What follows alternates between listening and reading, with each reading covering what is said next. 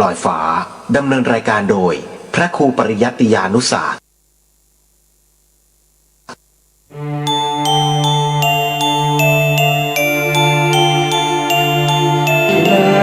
อริยสัจ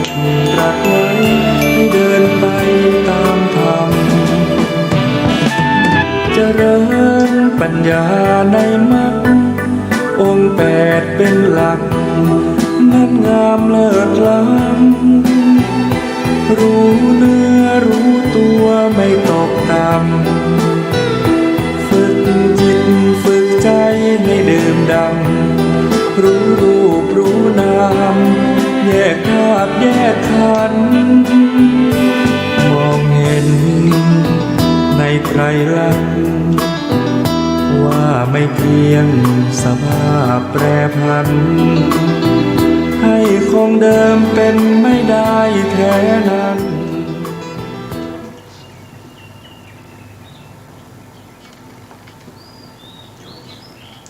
พุทธังสรณังกัจฉามิธัมมังสรณังกัจฉามิสังฆังสรณังกัจฉามิกับนมัสการพระมหาเถระพระสังฆาธิการพระเถรานุเถระสวัสดีท่านผู้ฟังและผู้ชมทุกท่านที่ติดตามในรายการ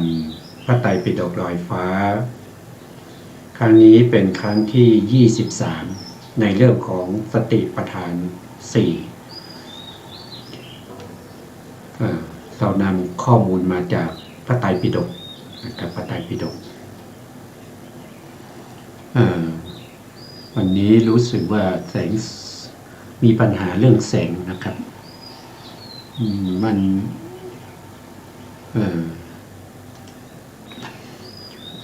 ก็มาพอแก้ดีแล้วนะใช้มาได้สัก 2-3 วันนะก็เป็นอย่างนี้อีกนะไม่รู้ว่าเป็นเพราะอะไรนะครับแก้ตลอดในเรื่องแสงเนี่ย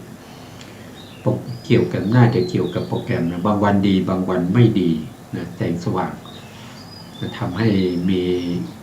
มืดๆนะวันนี้เราก็ไปต่อพระไตรปิฎกเลยนะครับเพื่อไม่ให้เสียเวลานะครับครั้งที่แล้วเนี่ยเราพูดถึงว่าในเรื่องของสติปัฏฐานนะครับสติปัฏฐานทั้งหมดมีกี่ประภะสติปัฏฐานทั้งหมดมีอยู่ทั้งหมด21ประภะ21ประภะก็คือได้แก่กายานุปัสสนาสติปัฏฐาน14ประภะเวทนานุปัสสนาสติปัฏฐาน1ประภะจิตานุปัสสนาสติปัฏฐาน1ประภะและที่เหลืออีก5นั่นคือได้แก่ธรรมานุปัสสนาสติปัฏฐานมี5ประภะรวมกันก็จะเป็นอยู่21ประภะนะแล้วก็ในอัตถกถาท่านก็พูดถึงอธิบายนะครับท่านอธิบายว่าการที่พระพุทธองค์มาแสดงสติปัฏฐานที่กุลุรัตก็เพื่อชาวกุลุรัตนะครับที่เป็นชนที่สามารถที่จะรองรับไว้ซึ่งสติปัฏฐานคือคำสั่งสอนของพระพุทธองค์ที่เกี่ยวกับเรื่องของสติปัฏฐานไว้ได้นะพระพุทธองค์ทรงตรวจสอบแล้วด้วยข่ายพยานว่าชาวกุลุรัตเนี่ยสามารถที่จะรองรับพระธรรมนี้ได้เพราะพระธรรมนี้เป็นพระธรรมที่ลึกซึ้งนะครับถ้าแสดงไปที่อื่นก็อาจจะไม่เหมาะสมไม่เหมาะสมกับอัธยาศัยหรือสิ่งแวดล้อมต่างๆเช่นอากาศอาหารไม่ที่กุลุรัตเนี่ยเขาเหมาะสมแล้วก็คนที่นี่เขาก็จะ พูดจากันในเรื่องของสติปัฏฐานเป็นส่วนใหญ่เพราะพระองค์จึงมาแสดงสติปัฏฐานที่เมืองนี้ไม่ได้แสดงสติปัฏฐานสูตรนี้นะสูตรที่ชื่อว่าสติปัฏฐานสูตรแล้วก็มหาสติปัฏฐานสูตรในทีฆนิกายนะก็แสดงที่กุรุรัตน์นี้แต่ถ้าเราพูดถึงสติปัฏฐานธรรมดาทั่วไปเนี่ยในสังยุตตรนิกายนะครับก็มีมากมายมีหลายสูตรนะมี4-50 สูตรมีประมาณ4-50 สูตรแต่ก็ไม่ได้เป็นไม่ได้เป็นสติปัฏฐาน4นะก็มีมากมายนะครับเรามาดูตรงนี้ก่อนนะครับเรามาพูดถึงสติปัฏฐานเนี่ยพระพุทธองค์แสดงไว้ที่เมืองกุรุรัตน์เนี่ยแต่พระสังคีติกาจารย์ก็คือพระอรหันต์ทั้งหลายที่ท่านทำสังคายนาท่านก็จะเอามาไว้ในพระไตรปิฎกอยู่2 แห่งแห่งที่1ก็คือทีฆนิกายไว้ที่ทีฆนิกายมหาวรรคนะครับมหาวรรคเล่มที่2ภาคที่2นะตั้งแต่หน้าที่209ในทีฆนิกายเนี่ยท่านจะให้ชื่อว่ามหาสติปัฏฐานสูตรนะมหาสติปัฏฐานสูตรนะครับส่วนอีกที่หนึ่งท่านก็ไปไว้ที่เรากำลังศึกษาอยู่ก็คือมัชฌิมนิกายมูลปัญนาคนะครับเล่มที่17หรือเล่มที่1ภาคที่2ตั้งแต่หน้าที่606เป็นต้นไปอันนี้จะชื่อว่าสติปัฏฐานสูตรถ้าเป็นทีฆนิกายก็จะชื่อว่ามหาสติปัฏฐานสูตรก็จะมี2 แห่งอันนี้ของพระไตรปิฎกของมมล.นะครับมหามกุฏราชวิไลนะส่วนพระไตรปิฎกของมจร.เนี่ยก็จะอยู่ก็เช่นเดียวกันนะครับในทีฆนิกายมหาวรรคก็จะเป็นเล่มที่10นะก็ชื่อเหมือนกันก็คือมหาสติปัฏฐานสูตรแต่ถ้าเป็นมัชฌิมนิกายก็อยู่เล่มที่12นะครับมัชฌิมนิกายมูลปัญนาคชื่อว่าสติปัฏฐานสูตรก็จะมี2 แห่งตามที่เราทราบกันละนะต่อไปเราก็ตรงนี้เราได้ศึกษาไปบ้างนะครับในอัตถกถาท่านบอกว่านะครับเหมือนกับบุรุษที่ได้พระอบทองคำเนี่ยก็จะเก็บเอาดอกไม้หรือสิ่งมีค่าหรือรัตนะทั้ง7เนี่ยไว้ในพระอบนั้นก็เหมือนกับพระพุทธองค์เนี่ยทรงเก็บสติปัฏฐานสติปัฏฐานทั้ง4นะครับไว้ในชาวกุรุรัตน์เพราะเห็นว่าชาวกุรุรัตน์เนี่ยรองรับพระธรรมนั้นได้อันนี้ก็เป็นที่อัตถกถาท่านอธิบายถึง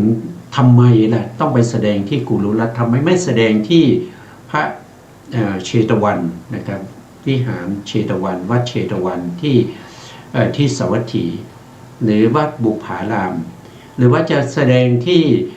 วัดเวลุวันนะครับที่กรุงราชคฤห์หรือว่าจะแสดงที่วัดนิโรธาราม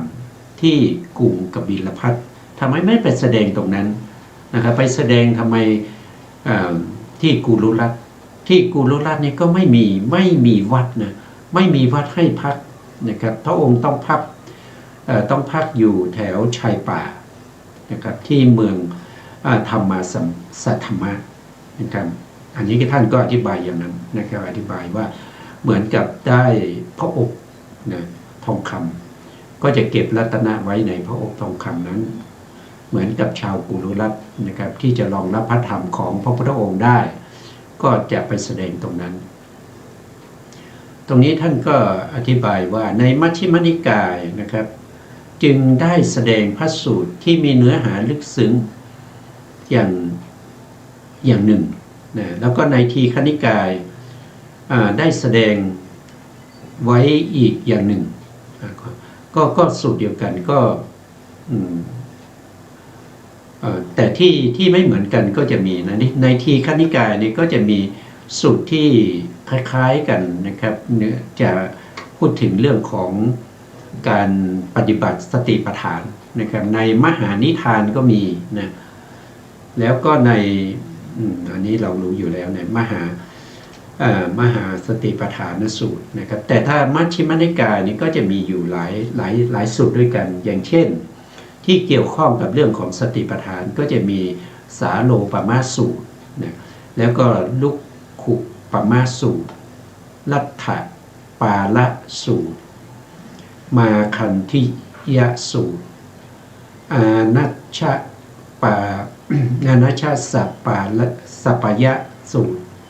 แล้วก็สติปัฏฐานสูตรอันนี้เกี่ยวข้องกันนะครับก็แสดงเกี่ยวกับเรื่องของสติปัฏฐานนั่นเองอีกอย่างหนึ่งในชนบทนั้นปกติแล้วพุทธบริษัททั้ง4นะก็คือหมายถึงที่กุลุรัตน์นะครับกุลุรัตน์พุทธบริษัทเนี่ยทั้ง4เนี่ยก็จะพากันประกอบความเพียรนะครับปฏิบัติอยู่แล้วในเรื่องของสติปัฏฐานภาวนาเพราะว่ามีผู้ที่เคยได้ฟังพระธรรมของพระพุทธเจ้าเกี่ยวกับเรื่องของสติปัฏฐานเนี่ยมาบ้างนะครับในสูตรอื่นๆนะไม่ใช่มหาสติปัฏฐานสูตรหรือว่าสติปัฏฐานสูตรแต่ตอนนี้พระพุทธองค์จะมาแสดงสูตรที่สมบูรณ์ในเรื่องของสติปัฏฐานแล้วนะก่อนหน้านั้นเขาเคยได้ยินมาแล้วเกี่ยวกับเรื่องของการปฏิบัติสติปัฏฐานโดยทั่วไปนะโดยแม้ที่สุดพวกที่เป็นทาสเป็นกรรมกรเป็นบริวารของชนก็จะพูดกันเกี่ยวกับเรื่องของสติปัฏฐานนะเมืองนี้จะสนทนากัน เมืองนี้เขาจะสนทนากันในเรื่องของสติปัฏฐานเป็นส่วนมากเลยนะครับจะไม่สนทนาในเรื่องของสิ่งที่เป็นเดรัจฉานกถาหรือว่าเป็นสิ่งที่ไร้สาระนะเป็นสิ่งที่ฟุ้งซ่านเป็นสิ่งที่มีเนื้อหาที่เป็นสัมผัสปราปะอะไรพวกนี้เขาจะไม่พูดกันเขาจะพูดถึงแต่เรื่องของสติปัฏฐานเป็นส่วนมากแม้แต่ที่ท่าน้ำนะที่ท่าน้ำที่ประชาชนไปรวมตัวกันเวลาจะอาบน้ำไปตักน้ำอะไรพวกนี้ก็จะพูดกันในเรื่องของสติปัฏฐานหรือว่าสถานที่ทำงานเช่นปั่นได้นะครับที่มีคนทำงานกันเยอะๆเนี่ยเขาก็จะพูดแต่เรื่องของสติปัฏฐานเขาจะไม่พูดเรื่องอื่นนะครับที่ไร้สาระไม่เป็นประโยชน์เลยนะอันนี้อัตถกถาจารย์ท่านอธิบายนะเขายกตัวอย่างนะครับเช่นผู้หญิงคนหนึ่งนะครับถามว่าคุณแม่จ๋าคุณแม่มนสิการสติปัฏฐานข้อไหนนะครับเวลาเขาเจอกันนะครับผู้หญิงเขาเจอกันเขาก็จะถามนะว่าผู้หญิงคนหนึ่งก็จะถามผู้หญิงคนหนึ่งว่าคุณแม่เนี่ยมีอะไรเป็นกรรมฐานทุกวันนี้อยู่ด้วยกรรมฐานอะไรนะครับคุณแม่มนสิการสติปัฏฐานภาวนาข้อไหนนะถ้าสมมุติว่าผู้หญิงคนนั้นตอบว่าไม่ได้มนสิการเลยข้อไหนก็ตามไม่ได้มนสิการไม่ได้ปฏิบัติเลยไม่ได้รู้เรื่องของสติปัฏฐานเลยนะคนที่ถามหรือคนทั้งหลายก็จะตำหนิเธอว่านะก็จะถูกตำหนิเลยนะครับชีวิตของเธอหลายประโยชน์เขาจะพูดอย่างนี้เลยนะครับเขาไม่เกรงใจเลยนะเมืองนี้เขาไม่เกรงใจเลยเขาจะพูดว่าชีวิตของเธอนะไม่มีประโยชน์อะไรเลยนะครับเธอเกิดมาเสียชาติเกิดนะถึงชีวิตของเธอนะครับจะอยู่เช่นคนที่ตายไปแล้วชีวิตของเธอเหมือนกับคนตายไปแล้วนะเขาว่าอย่างนั้นนะจึง แล้วก็จะหลังจากที่ว่ากล่าวแล้วเขาก็จะให้โอวาทนะครับทีนี้ต่อไปนะครับเธอต้องเรียนเอาสติปัฏฐานเนี่ยเขาบอกว่าให้เรียนเอาสติปัฏฐานนะครับอย่างใดอย่างหนึ่งนะครับสติปัฏฐานก็มีมากมายใช่ไหมครับมีถึง21ประภาแล้วใน21ประภานั้นก็จะมีข้อย่อยๆไปอีกนะครับท่านก็ให้เรียนนะครับให้เรียนแล้วก็พูดกับหญิงนั้นว่าให้นำไปประพฤติปฏิบัตินะครับอย่าให้ชีวิตที่เป็นไปในแต่ละวันเนี่ยเหมือนซากศพที่เดินได้นะครับถ้าเธอไม่มีสติปัฏฐานเนี่ยมนสิการเนี่ยเธอจะเหมือนซากศพนะครับเดินไปเดินมาไม่มีประโยชน์อะไรนะครับแต่ถ้าเขาไปถามผู้หญิงคนหนึ่งนะครับว่าผู้หญิงคนนั้นว่าคุณแม่นะทุกวันนี้คุณแม่มนสิการสติปัฏฐานข้อไหนผู้หญิงคนนั้นก็จะตอบว่าโอ้แม่มนสิการสติปัฏฐานข้อนู้นนะครับกายานุปัสสนาสติปัฏฐาน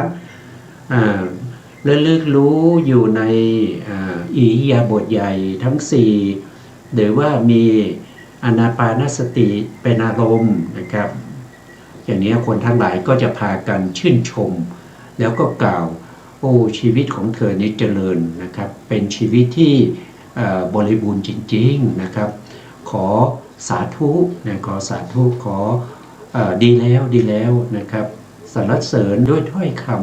ำหลายอย่างนะครับมีที่ว่าชีวิตของเธอเป็นชีวิตที่ดีแล้ว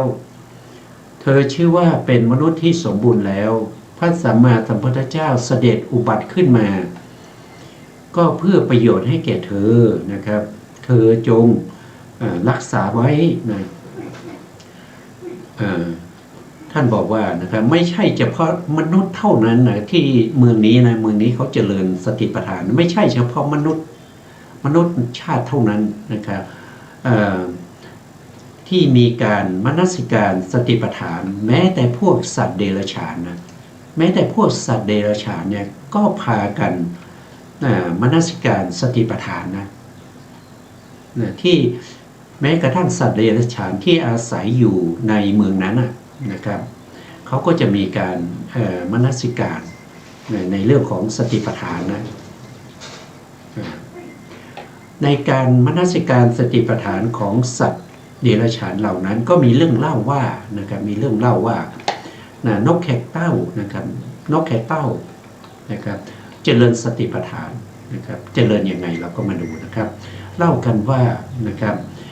นักฟ้อนรำคนหนึ่งนะครับอันนี้คือเขาก็เป็นคณะลิเกนะครับมีผู้หญิงที่เกี่ยวกับฟ้อนรำนะครับหรือแสดงลิเกแสดงมโหรสพให้แก่ชาวเมืองได้ชมกันนะครับมีอยู่ครั้งหนึ่งนะคณะละครนี้ก็เดินทางมาที่เมือง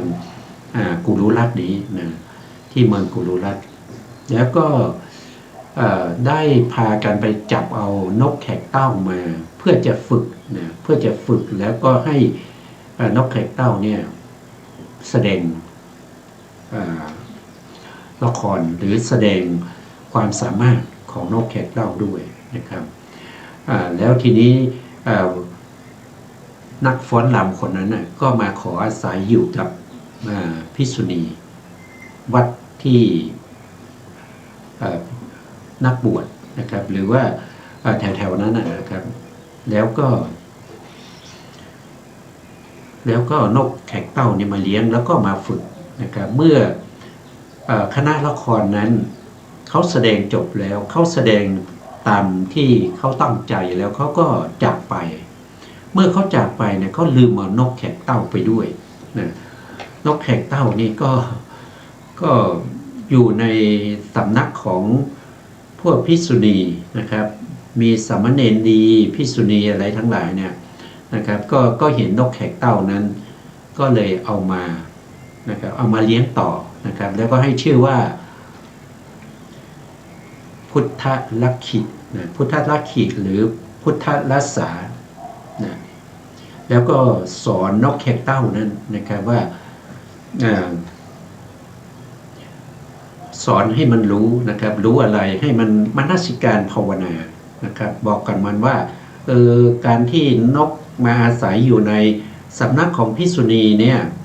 จะต้องมีกรรมฐานนะครับจะต้องมีกรรมฐานด้วยให้ฝึกกรรมฐานด้วยนะครับนกแขกเต้าก็รับนะภิกษุณีก็ได้สอนนะครับว่านกแขกเต้าเนี่ยนะครับกรรมฐานอื่นก็คงจะรับเรียนได้ไม่รู้นะครับคือหมายความว่าไม่สามารถที่จะฟังแล้วก็เข้าใจในเรื่องของเช่นอิริยาบถอย่างเงี้ยนกแขกเต้าทำไม่ได้นะอิริยาบถใหญ่อิริยาบถย่อยก็ทำไม่ได้อานาปานสติก็ทำไม่ได้นะครับน่าจะเหมาะสมในเรื่องของเจริญเรื่องของกระดูกนะครับกระดูกนี่อยู่ในไหนนะกระดูกก็อยู่ในกายคตาสตินะกายคตาสติกรรมฐานนะครับให้เจริญเพียงแต่ให้มนสิการก็คือน้อมนึกไปถึงเรื่องของกระดูกในกายของเราว่ามีแต่กระดูกเท่านั้นนะครับที่เป็นโครงของรูปร่างนะครับรูปร่างของเราที่อยู่ได้ก็เพราะว่ามันมีกระดูกมันเป็นโครงร่างมันเป็นโครงที่เหมือนกับเป็นอะไรเป็นโครงสร้างของร่างกายนะครับถ้าไม่มีกระดูกนี้ก็อยู่ไม่ได้ใช่ไหมจะยืนก็ยืนไม่ได้ต้องมีกระดูกเป็นใหญ่ใช่ไหมครับเพราะฉะนั้นก็สอนให้นกแขกเต้าเนี่ยบริกรรมว่าอัฐิก็พอนกแขกเต้านั้นก็บริกรรมอยู่เรื่อยๆนะครับเพราะนกแขกเต้าเนี่ยก็รับโอวาทของภิกษุณีนะครับมันภาวนากระดุกอยู่เรื่อยๆนะครับอยู่มาวันหนึ่งเนี่ยก็มีนกตัวหนึ่งมีนกตัวหนึ่งซึ่งคล้ายๆเหยี่ยวนกเหยี่ยวนะครับก็มาฉกเอานกแขกเต้าไปนกแขกเต้ากำลังจับอยู่ที่เสาแล้วก็ตอนนั้นกำลังเป็นตอนเช้ามีแดดอ่อนๆแล้วก็สาธยายอยู่ในเรื่องของอัฐิอยู่นะครับเมื่อนกเหยี่ยวเนี่ยเฉี่ยวออกไปเนี่ยนกแขกเต้าก็ร้องนะครับแจ๊บแจ๊บแจ๊บนะสามเณรดีก็ได้ยินเสียงก็เห็นว่ามีเหยี่ยวมาเฉี่ยวไปนะก็เลยช่วยกันนะครับช่วยกันถือไม้ถือก้อนดินถืออะไรเนี่ยเป็นไล่ตามให้เหยี่ยวนั้นปล่อยนกแขกเต้าเนี่ยเมื่อเหยี่ยวนั้นเห็นพวกภิกษุณีนะครับพวกคนทั้งหลายเนี่ยถือไม้ถือก้อนหินปามาอย่างเงี้ยก็ตกใจก็ปล่อยนกแขกเต้านะนกแขกเต้าก็หลุดมานะครับพวกภิกษุณีนะครับก็เอานกแขกเต้าคืนมาพอมาก็มาอยู่ที่สำนักนะครับแล้วก็ถามนะครับถามว่า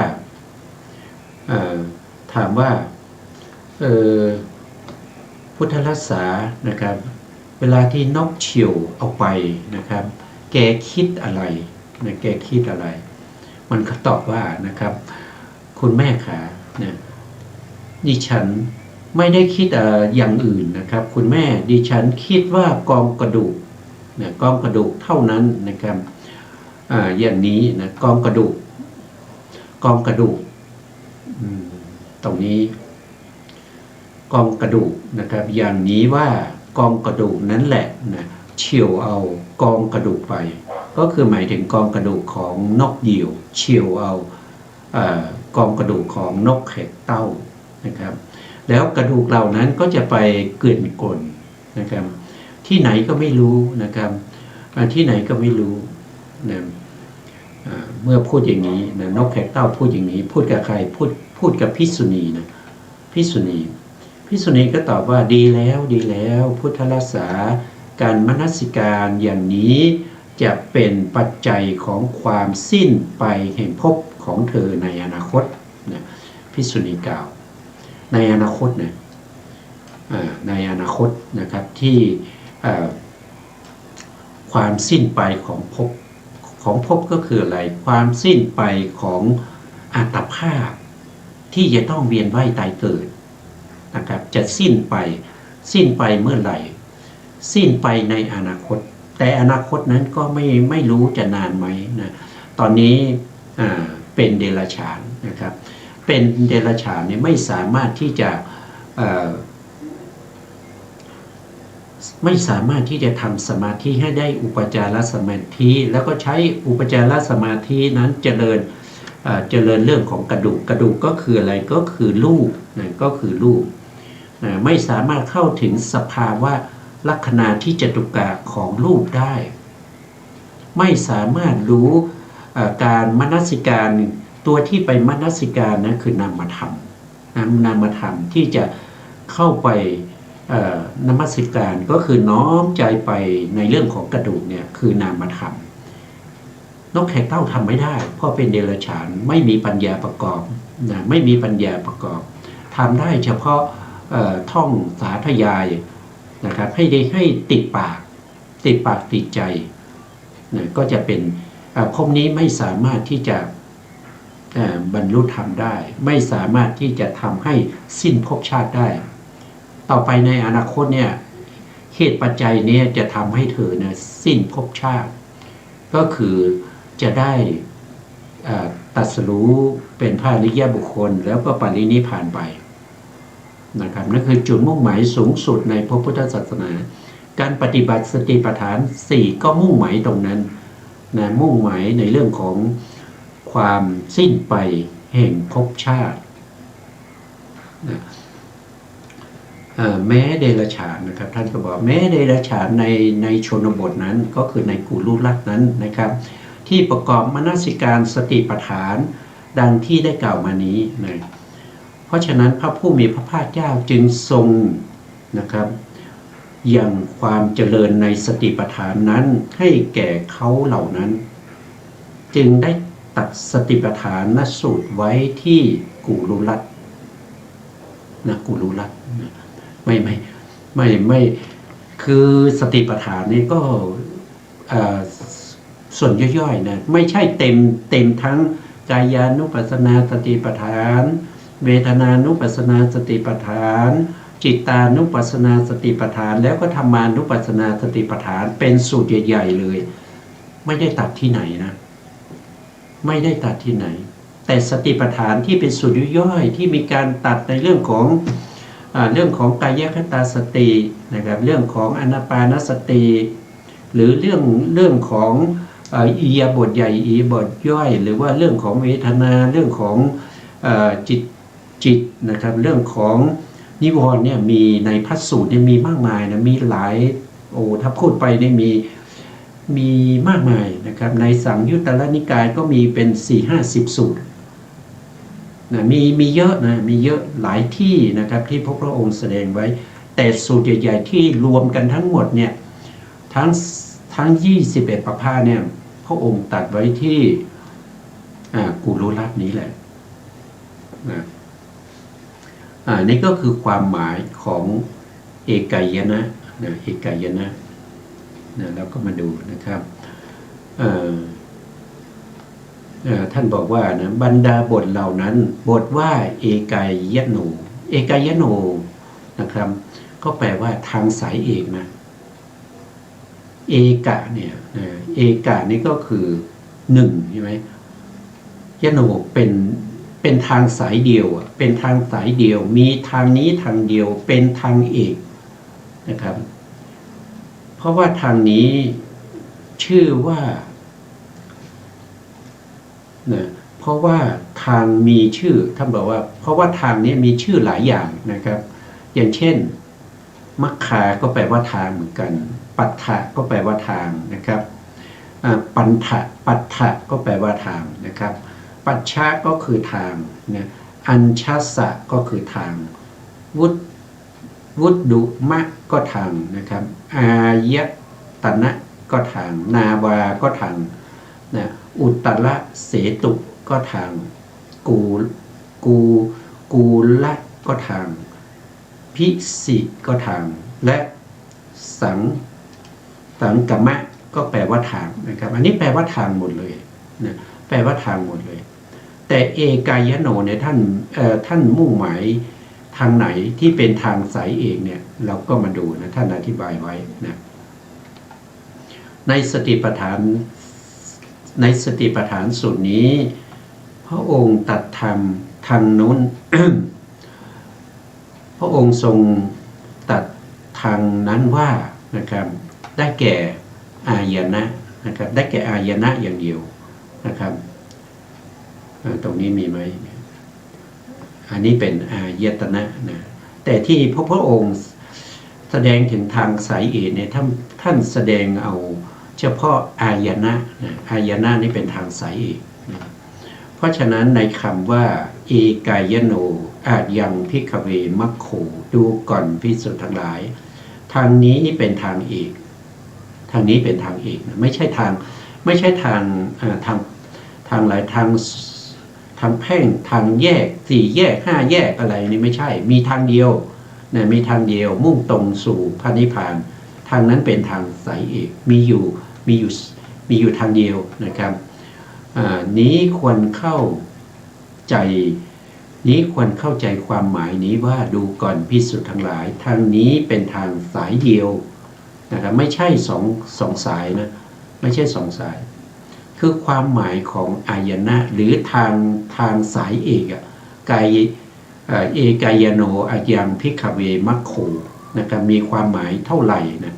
อันนี้คือความหมายที่หนึ่งนะครับท่านก็บอกว่าทางนี้เป็นทางสายเดียวไม่ใช่ทางสองสายอันนี้เป็นความหมายที่หนึ่งนะอันนี้ผมเติมนะผมระบายไว้เพื่อดูได้ง่ายนะครับเพื่อดูได้ง่ายให้พวกเราได้ดูง่ายๆแล้วก็เติมเลขไว้ว่าอันนี้คือความหมายที่หนึ่งของคำว่าทางสายเอกนะต่อไปอีกอย่างหนึ่งนะครับอันนี้คือความหมายที่สองนะครับทางนี้ชื่อว่าเอกายนะเอกายนะเพราะทางนี้เป็นทางคนเดียวนะครับเท่านั้นนะอันนี้คือคำว่าคนเดียวคือการละจากหมู่นะครับไม่คุกคีกับหมู่นะปีกวิเวกนะครับปีกตัวออกนะครับแล้วก็ไปหาความสงบเงียบนะดำเนินไปปฏิบัติไปแต่เพียงผู้เดียวนะอันนี้ก็เป็นชื่อว่าอายนะอันนี้คือความหมายที่สองนะครับความหมายที่สองคือจะต้องทำคนเดียวจะต้องแยกจากหมู่ไม่ใช่ไปคุกคีไม่ใช่ไปพูดคุยคุกคีอยู่กับหมู่คณะอย่างนี้ไม่ได้นะครับผู้ที่ปฏิบัติสติปัฏฐาน4ต้องแยกตัวออกไป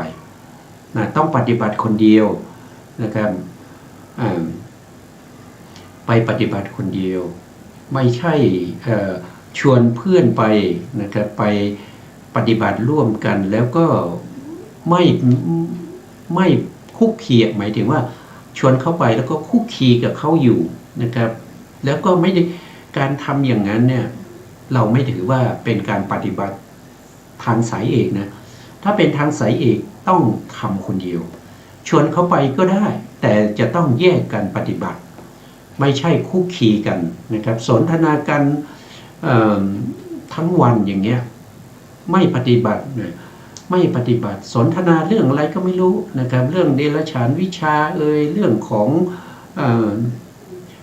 ผู้หญิงผู้ชายอะไรพวกนี้มันอย่างนั้นไม่ได้นะครับเวลาสนทนาท่านก็ให้สนทนากันในเรื่องของสติปัฏฐาน4นะ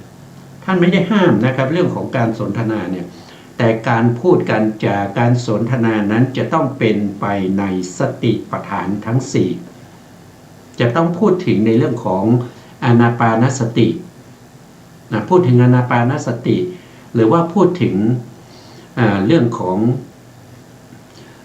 อิริยาบถอย่างเงี้ยใครสงสัยอะไรผู้ที่มีความรู้ความเข้าใจก็จะแนะนำอย่างเงี้ยผมไม่รู้ข้อนี้นะคุณรู้ช่วยบอกนะคนนั้นก็จะผู้รู้ก็จะบอกหรือว่าอีกคนผมก็ไม่ข้อนั้นผมก็ไม่รู้นะผมปฏิบัติไปถึงตรงนั้นผมติดปัญหาอย่างนี้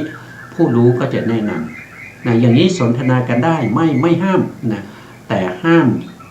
สนทนาคุกคีตลอดทั้งวัน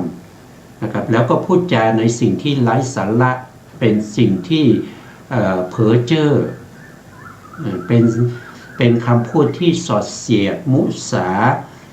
เป็นคำพูดที่หยาบคายและพวกนี้ห้ามไม่ให้พูดไม่ให้พูดต่อไปข้อที่3นะครับความหมายก็คือทางนี้เป็นทางเดียวที่ดำเนินจากสังสารวัฏไปสู่พระนิพพานอันนี้ไปสู่พระนิพพานนะครับทางนี้ไปสู่พระนิพพานนะครับต่อไปนะครับทางดำเนินไปของผู้เป็นเอกอันนี้คือหมายถึงว่าเวลาไปเนี่ยที่เรียกว่าทางเดียวก็คือหมายถึงว่าเป็นทางของผู้เป็นเอกผู้เป็นเอกคือใครนะครับผู้เป็นเอกก็คือพระสัมมาสัมพุทธเจ้านี่เป็นทางของพระสัมมาสัมพุทธเจ้าทำไมเป็นทางของพระสัมมาสัมพุทธเจ้าจนพระพุทธเจ้าเนี่ยท่านก็ปรินิพพานไปแล้วยังเป็นทางของท่านอยู่หรือก็ตอบว่าใช่นะครับเพราะว่าพระพุทธองค์หรือพระผู้มีพระภาคเนี่ยเป็นผู้ที่ดำเนินไปก่อนเหมือนกับบุคคลที่สร้างทางนี้ขึ้นมาจากที่ไม่มีเลยใช่ไหมครับไม่มีเลยสติปัฏฐานทั้ง4เนี่ยไม่มีนะพระพุทธองค์ก็เป็นผู้ที่มาดำเนินไปทางนี้เป็นคนแรกนะครับก็มีการถ้าพูดไปก็สร้างทางก็คือมีการถมบ่อใช่ไหมครับรุ่มๆรอนๆก็ปรับให้ดีตรงไหนที่มีหญ้ามีป่ามีอะไรก็ต้องถางตัดต้นไม้ให้เป็นทางไปอย่างเงี้ยพระพุทธองค์ไปเป็นคนแรกเพราะฉะนั้นทางนี้จึงเป็นทางของบุคคลเอกนั่นก็คือพระสัมมาสัมพุทธเจ้าเป็นผู้ดำเนินไปนี่ก็เป็นความหมายที่4นะครับมีความหมายที่4นะครับอันหนึ่งนะครับถึงคนอื่นนะครับดำเนินไปทางนี้แต่ก็ แต่อย่างนั้นก็ยังได้ชื่อว่าเป็นทางเสด็จของพระสัมมาสัมพุทธเจ้าถึงแม้เราเดินทางนี้ใช่ไหมปัจจุบันเนี่ยเราปฏิบัติสติปัฏฐาน4เราก็จะเดินปฏิบัติในเรื่องของอานาปานสติกำหนดรู้ถึงอิริยาบถกำหนดรู้ถึงอิริยาบถย่อยกำหนดรู้ถึงปฏิกูลในผมขนเล็บฟันหนังกำหนดรู้ในเรื่องของธาตุธาตุดินธาตุน้ำธาตุลมธาตุไฟแล้วก็วิญญาณธาตุวิญญาณธาตุอากาศธาตุอะไรพวกนี้นะแล้วก็กำหนดรู้ถึงเวทนาทั้ง3ทั้งที่มีอมิตรแล้วก็ไม่มีอมิตรกำหนดรู้ถึงจิตทั้งที่เป็นจิตที่มีราคะไม่มีราคะมีโทสะไม่มีโทสะอะไรพวกนี้นะแล้วก็กำหนดรู้ถึงนิวรณ์กำหนดรู้ถึงอุปทานขันธ์5กำหนดรู้ถึงอายตนะกำหนดรู้ถึงโพชฌงค์7กำหนดรู้ถึงอริยสัจ4อะไรพวกนี้ทั้งหมดเนี่ยก็ถือว่าเป็นของพระพุทธเจ้าเพราะพระพุทธเจ้าเป็นผู้ที่นำเอาสิ่งเหล่านี้มาแนะนำนะครับแล้วก็มาสั่งสอนถ้าไม่มีพระพุทธเจ้าเนี่ยทางนี้จะไม่ปรากฏเนี่ยทางนี้จะไม่ปรากฏพวกเราจะไม่สามารถที่จะรู้ได้นะครับรู้ได้ว่าทางนี้เป็นทางเอกมุ่งตรงสู่พระนิพพานเป็นทางเดียวที่จะพาพวกเราให้ข้ามพ้นจากวัฏสงสารเข้าสู่พระนิพพานไม่มีใครรู้ถ้าพระพุทธองค์ไม่แนะนำไม่แนะนำไม่มีใครรู้นะครับแต่นี้เพราะพระพุทธองค์ทรงแนะนำไว้นะครับทางนี้จึงเป็นทางของผู้เป็นเอกต่อไปนะครับอีกอย่างหนึ่งนะครับที่ชื่อว่าอายนะก็เพราะว่าคือดำเนินไปอธิบายว่าเป็นไปอธิบายว่านะครับเป็นไปในที่เดียวนะครับในที่นั้นคืออะไรก็คือในธรรมวินัยคือหมายถึงว่ามีเฉพาะในธรรมวินัยนี้เท่านั้นธรรมวินัยนี้เป็นอะไรก็คือเป็นศาสนาพุทธนั่นเองเป็นศาสนาของพระสัมมาสัมพุทธเจ้าเท่านั้นนะครับไม่มีในศาสนาอื่นศ ศาสนาอื่นไม่มีสติปัฏฐานสี่นะครับไม่มีนะครับอันนี้ก็เป็นความหมายที่5นะในเรื่องของทางเอกนะครับอายนะเนี่ยมีความหมาย5อย่างแล้วนะครับเราก็ดูต่อไปนะตามที่พระพุทธองค์ได้ตรัสแก่สุภัททะนะสุภัททะคือใครสุภัททะก็คือพราหมณ์นะเป็นพราหมณ์เป็นนักบวชนอกศาสนาได้ยินเกียรติศักดิ์ของพระสัมมาสัมพุทธเจ้ามานานแล้วแต่ก็ไม่เคยได้เข้าเฝ้าพระพุทธองค์นะสุภัททะนี่อยู่ที่กุสินารานะครับในเมืองแถวกุสินารานะพระพุทธองค์ก็เห็นว่าสุภัททะนี่มีอุปนิสัยที่จะได้เป็นพระอริยบุคคลนะจะได้ตรัสรู้เป็นพระอรหันต์นะพระพุทธองค์ก็จะต้องไปโปรดสุภัททะนะในข่ายพยานเนี่ยสุภัททะเนี่ยเป็นเวนยสัตว์เป็นพุทธเวไนยคนสุดท้ายของศาสนาของพระสัมมาสัมพุทธเจ้าโคตมะนะเป็นภิกษุองค์สุดท้ายที่จะได้เป็นพระอริยบุคคลก่อนที่พระพุทธองค์จะปรินิพพานนะเขาสร้างบุญบารมีมาอย่างนี้นะครับแล้วพระพุทธหลังตอนที่พระสารีบุตรนะครับปรินิพพานไปแล้วเนี่ยนะต่อจากนั้นมาไม่นานนะครับมารใจบาปหยาบร้ายมารผู้มีแต่บาปนะก็เข้าไปทูลอาราธนาให้พระพุทธองค์ปรินิพพานนะ เมื่อมารเข้าไปทูลอาราธนานิมนต์พระพุทธเจ้าให้ปรินิพพานพระพุทธศาสนาก็มั่นคงแล้วนะครับพระพุทธองค์ก็ได้เผยแผ่พระพุทธศาสนามาแล้วศาสนานี้ก็มั่นคงเป็นปึกแผ่นแล้วตอนนี้ก็ได้เวลาที่เหมาะสมแล้วที่พระพุทธองค์ควรจะปรินิพพานได้แล้วนิมานต์ก็ทูลพระพุทธองค์พระพุทธองค์ก็ตรัสว่าเธออย่าขวนขวายที่จะนิมนต์ให้เราปรินิพพานบ่อยๆเลยนะเพราะว่ามารเนี่ยตั้งแต่พระพุทธองค์ได้ตรัสรู้เป็นพระพุทธเจ้าเนี่ยก็จะหาเวลานะครับหาช่องว่างเข้ามาทูลพระพุทธองค์ให้พระพุทธองค์เนี่ยปรินิพพานก่อนหน้านั้นพระพุทธองค์ก็ตอบว่าถ้าศาสนาของเรายังไม่มั่นคงยังไม่เป็นปึกแผ่นยังไม่ตั้งมั่นในโลกนี้นะเราจะไม่ปรินิพพานตามนั้นนะทีนี้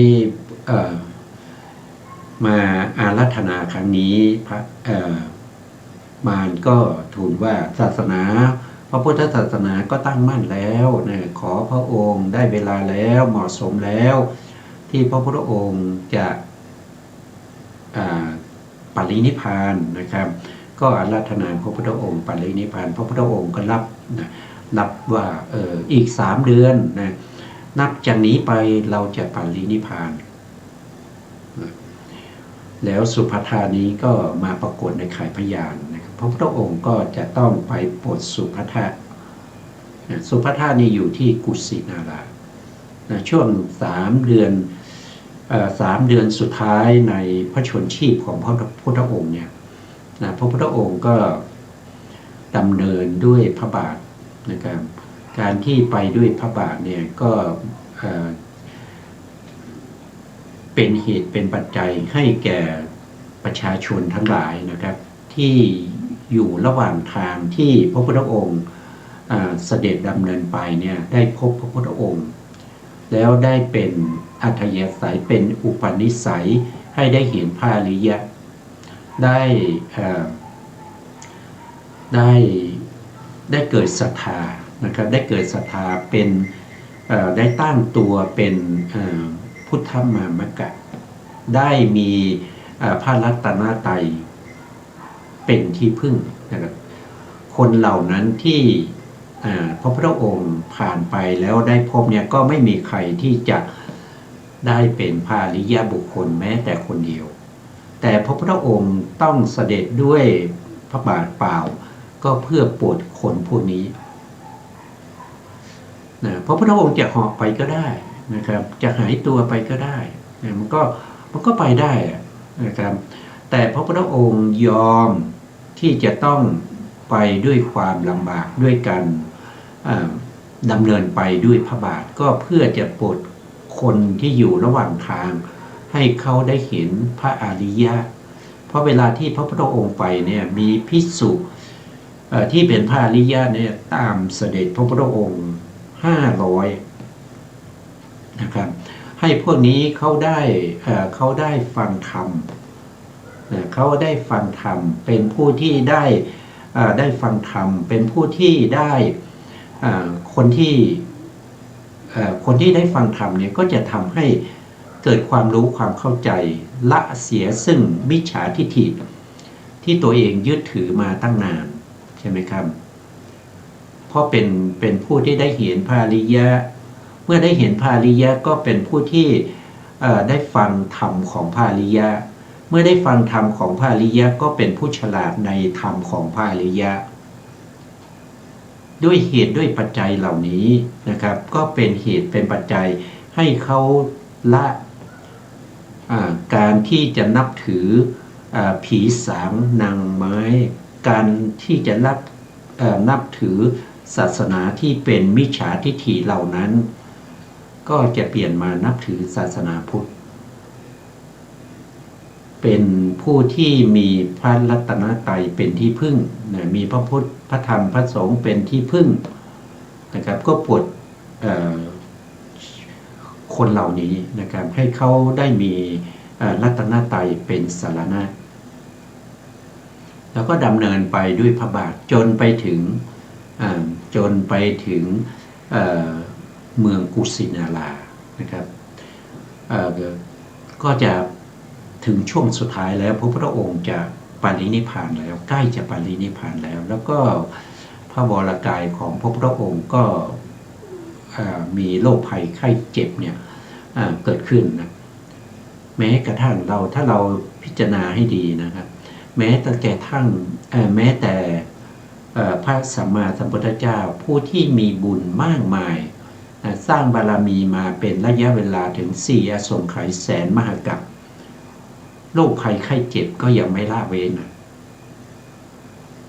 ะโรคภัยไข้เจ็บเนี่ยก็ยังไม่ละเว้นนะก็ยังเกิดแก่พระพุทธองค์มากมายนะครับอันนี้ก็เป็นเรื่องที่เราจะต้องคิดนะครับว่าถ้าเรายังเวียนว่ายตายเกิดนะเราจะพ้นจากการเจ็บไข้ได้ป่วยเราจะพ้นจากความทุกข์ทรมานทั้งกายและใจเนี่ย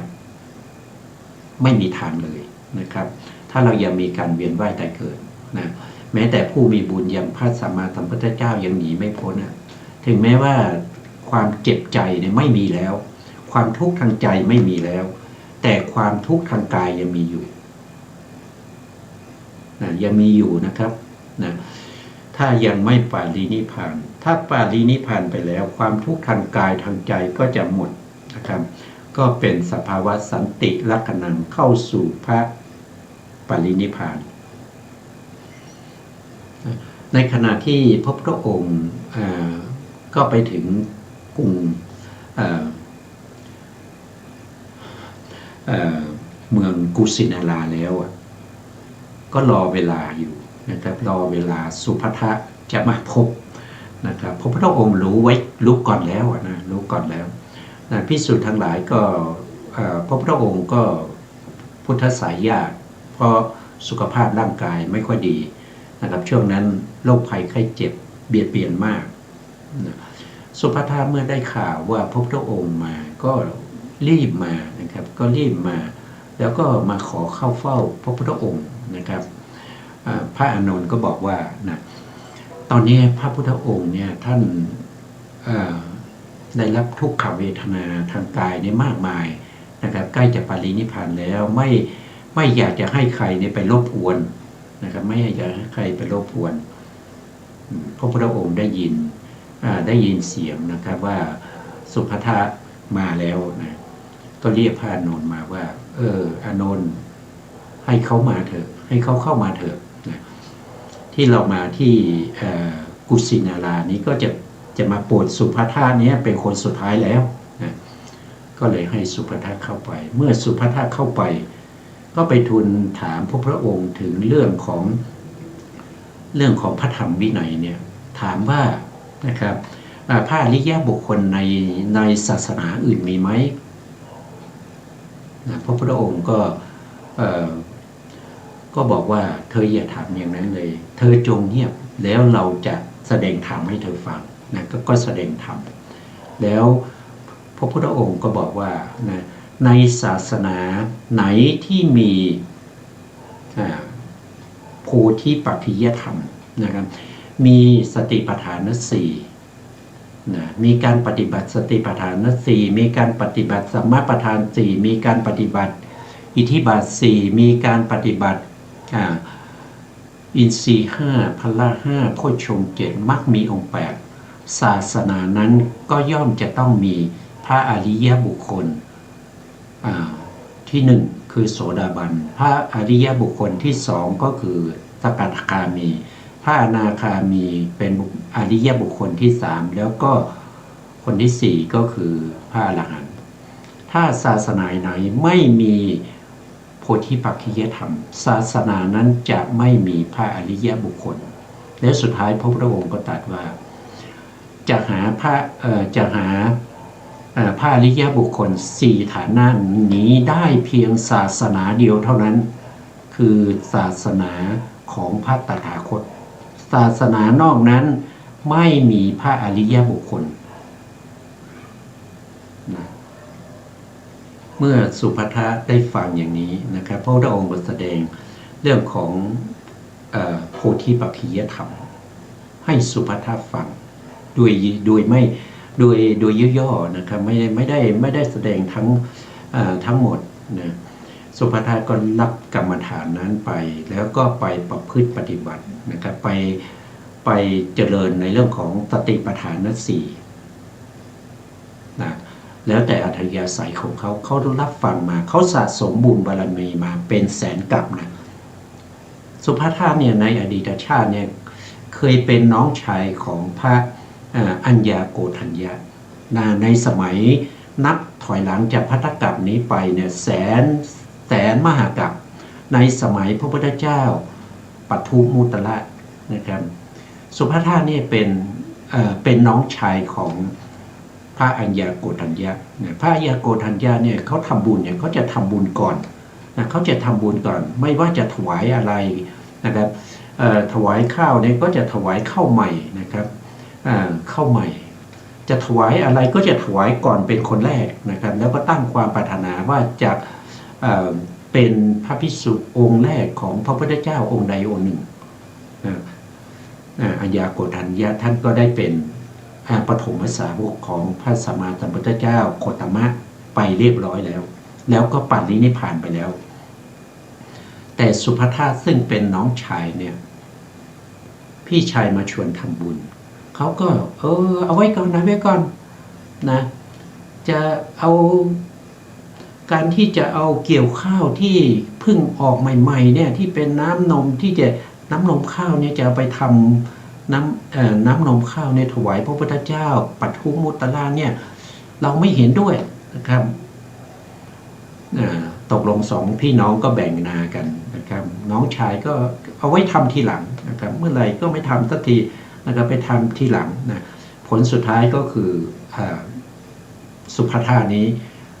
กว่าจะได้เป็นพระอริยบุคคลก็รอจนพระสัมมาสัมพุทธเจ้าใกล้ปรินิพพานแล้วนะเพราะว่ามีอัธยาศัยในการทำบุญเชื่องช้านะครับไม่เหมือนกับพี่ชายไปก่อนแล้วนะไปก่อนแล้วนะอันนี้ก็เป็นการที่พระพุทธองค์ต้องทำอย่างนี้นะครับแล้วหลังจากนั้นสุภัททะก็ประพฤติปฏิบัติสนใจในเรื่องของสติปัฏฐานนะครับเจริญสติปัฏฐานอยู่นะครับภิกษุทั้งหลายเห็นสุภัททะเนี่ยเข้ามาบวชในพระพุทธศาสนาเนี่ยไม่สนใจพระพุทธองค์เลยนะครับไปทำอะไรก็ไม่รู้ พระพุทธองค์ก็ใกล้จะปรินิพพานแล้วสุภัททะไม่เอาใจใส่ดูแลพระพุทธองค์เลยนะครับก็มีภิกษุไปกับทูลพระพุทธองค์นะครับใกล้จะปรินิพพานแล้วพระพุทธองค์ก็เรียกสุภัททะมานะครับสุภัททะก็เข้าไปเฝ้าพระพุทธองค์ก็ตรัสว่าตามที่ภิกษุทั้งหลายท่านได้กล่าวหาเราเนี่ยเป็นความจริงหรือเปล่านะครับสุภัททะก็บอกว่าหม่อมฉันนะข้าพเจ้านะครับที่ได้มาบวชในพระพุทธศาสนานี้พระพุทธองค์ก็ใกล้ปรินิพพานแล้วแล้วข้าพระองค์ก็ยังเป็นปุถุชนอยู่นะครับข้าพระองค์ปฏิบัติไปถ้ามีปัญหาจะได้มาถามพระพุทธองค์เพราะฉะนั้นข้าพระองค์จะต้องรีบปฏิบัติให้ได้เป็นพระอริยบุคคลในช่วงที่พระพุทธองค์ยังมีพระชนชีพอยู่นะครับเพราะฉะนั้นข้าพระองค์จึงไม่ได้สนใจอย่างอื่นสนใจแต่การที่จะปฏิบัติในเรื่องของ